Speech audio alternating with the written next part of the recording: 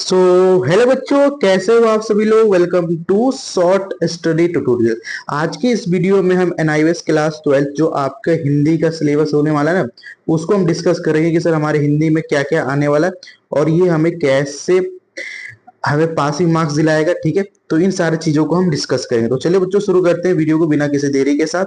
इसमें सर क्या क्या देखेंगे भाई, इसमें देखेंगे पासिंग मार्क्स, आपको पास होने के लिए क्या क्या चाहिए होगा, मार्क्स डिस्ट्रीब्यूशन देखेंगे, फिर इसमें देखेंगे सर हमारा जो एग्जाम उसके हम प्रिपरेशन कैसे करें, फिर ये जो देखेंगे भाई एग्जाम पैटर्न, लाइक बच्चों को कैसे कैसे सवाल करने चाहिए ताकि आपके एग्जाम में आ जाए। ठीक है, और एक कुछ फ्री स्टडी मटेरियल की हम बात करेंगे जो एनआईवीएस जो होता है वो ऑफर करता है बच्चों को। चलो बच्चों शुरू करते हैं। पहली बात, ये वीडियो किन किन बच्चों के लिए, तो भाई ये वीडियो जो होता है अप्रैल और अक्टूबर दोनों बच्चों के लिए हुआ है और अभी तक कोई सिलेबस में बदलाव नहीं आता। जब भी सिलेबस में बदलाव आता है तो जो अपना एनआईवीएस बोर्ड है वो क्या करता है, एक साल पहले बताता है, यानी कि सर अभी चल रहा है 2025 यानी 2026 में भी सेम रहेगा। तो चलिए सर शुरू करते हैं।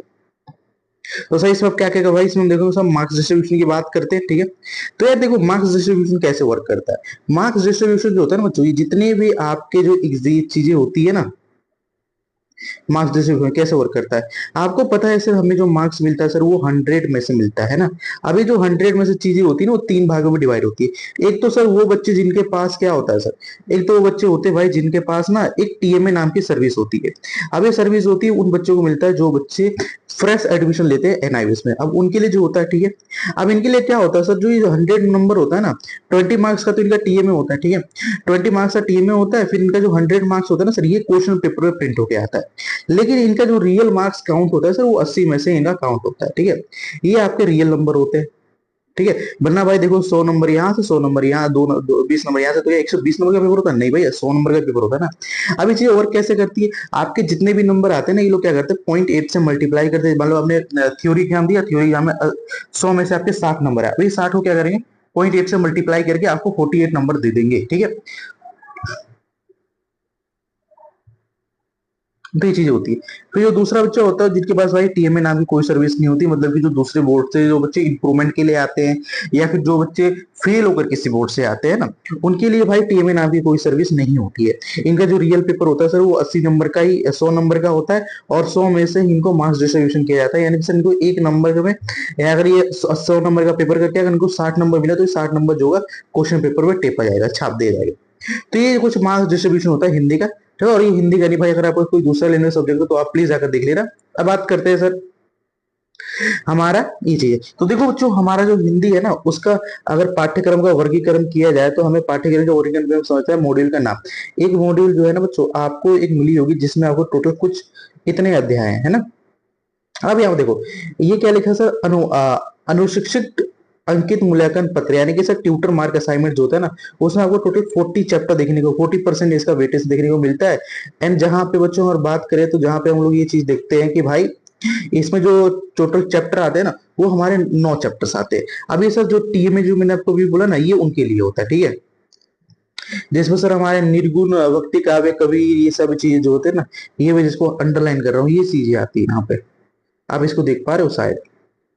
ठीक है, ये जो चीजें है बच्चों ये आपके टीएमए में आता है, ये आपको पब्लिक एग्जाम के लिए नहीं पढ़ना है। कोई बच्चा कहे कि भाई पब्लिक एग्जाम के लिए पढ़ना नहीं पढ़ना भाई, ये हमें सिर्फ टीएमए में आएगा। एंड टीएमए में कैसे पास होना मैंने बता दिया था। हाँ, अब आता है सर हमारा ये चीजें देखो, ये सगुन भक्ति काव्य तुलसीदास, ये भाई बहुत इंपॉर्टेंट चैप्टर, ये हमारे पेपर में आता ही आता है। फिर रिक्ति काव्य बिहारी पद्मदास, फिर ये दिनकर दिनकर और बच्चन जी की कविता, फिर ये चीजें समझ है ना। चीफ की दावत, ये भाई बहुत इंपॉर्टेंट चैप्टर होता है, भी समझा लीजिएगा, ये हमारे पेपर में आएगा। एंड सर उसके बाद क्या आएगा सर, उसके बाद मैं आपको बताता हूँ। ठीक है, फिर सर उसके बाद ये आएगा चीज हमारे चैप्टर देखो, पीटीओ गिरगिटी हरिशंकर परसाई जी द्वारा जो लिखी गई है वो आएगा, सुभद्रा को चौहान वर्मा जी है ना, ये लत आएगा ही आएगा। ठीक है, एंड इसमें सर ये सारी चीज आएगी। तो अब यहाँ पे देख सकते हो ना, मैं आपको यहाँ पे क्या ही बताऊँ, यहाँ पे चैप्टर का नाम लिख रखा है एंड आपको इसकी अकॉर्डिंग तैयारी करना है। अब बात करते हैं सर हमें तैयारी करना है तो करना कैसे ये बताओ।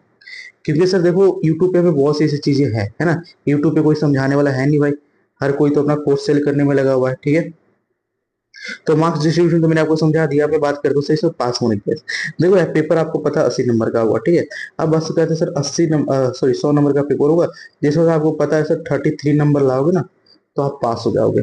अब 33 नंबर में मान लो कि आपके टीएमए जो है, टीएमए वाले आपको, तो टीएमए वाले जब आपको ना, तो आपको मैक्सिमम पता है कितना नंबर, टीएमए मैक्सिमम 15 नंबर आपको यहाँ पे ले आना, 15 नंबर मैक्सिमम देंगे भाई वो, इससे ज्यादा नहीं दे सकते जब तक आप उन्हें कुछ पे ना करो, है ना भाई।